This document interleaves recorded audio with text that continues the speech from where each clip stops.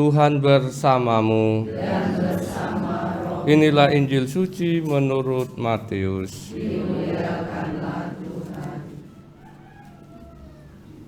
Pada suatu hari Yesus melihat seorang yang bernama Matius duduk di rumah cukai. Yesus berkata kepadanya, "Ikutlah aku." Matius segera berdiri dan mengikuti Yesus.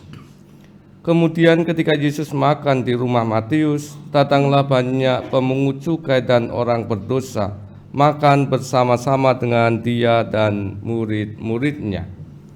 Melihat itu, orang-orang Farisi berkata kepada murid-murid Yesus, "Mengapa gurumu makan bersama-sama dengan pemungut cukai dan orang berdosa?" Yesus mendengarnya dan berkata, "Bukan orang sehat yang memerlukan tabib, melainkan orang sakit. Maka pelajarilah arti sabda ini. Aku menginginkan belas kasihan, bukan persembahan.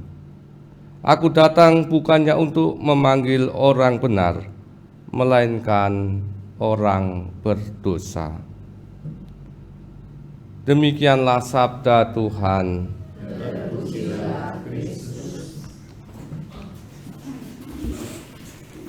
Bapak, Ibu, saudara dan saudari yang terkasih, kita punya peribahasa, semoga saya tidak salah mengatakannya.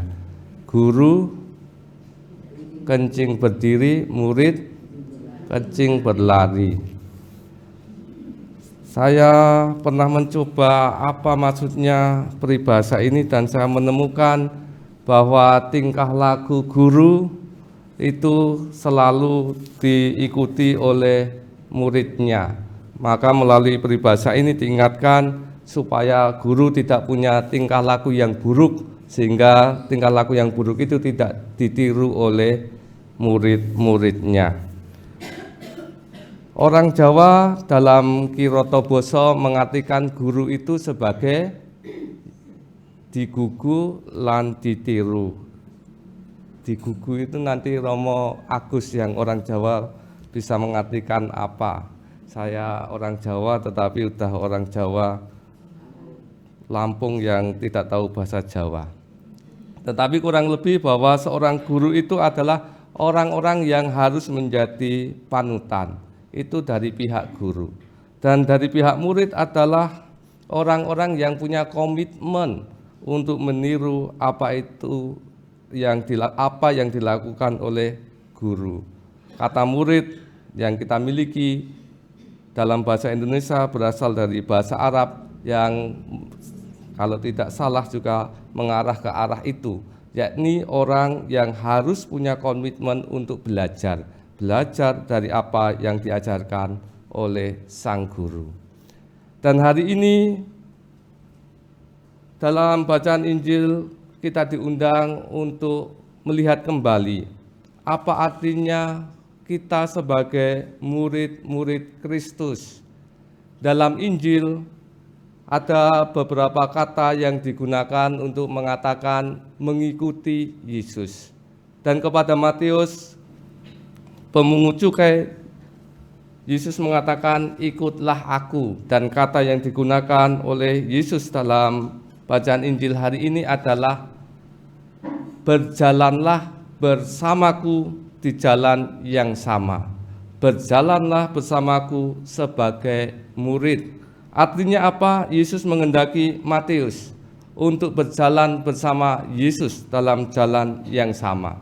Dan panggilan yang sama pun ditujukan kepada kita. Kita diundang untuk berjalan bersama pada jalan yang sama, jalan yang dipilih oleh Yesus sendiri. Dan salah satu jalan yang dipilih oleh Yesus adalah menampilkan belas kasih dan cinta Allah sebagaimana ditunjukkan dalam Injil hari ini.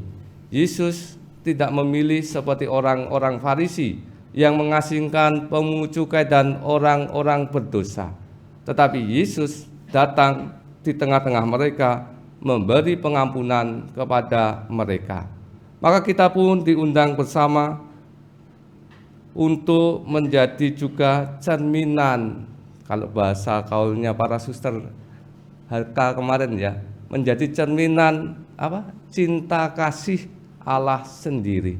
Maka kita pun bukan hanya suster HK, dan semoga suster HK yang paling menonjol dalam hal ini menampilkan cinta kasih Allah dalam kehidupan kita sehari-hari.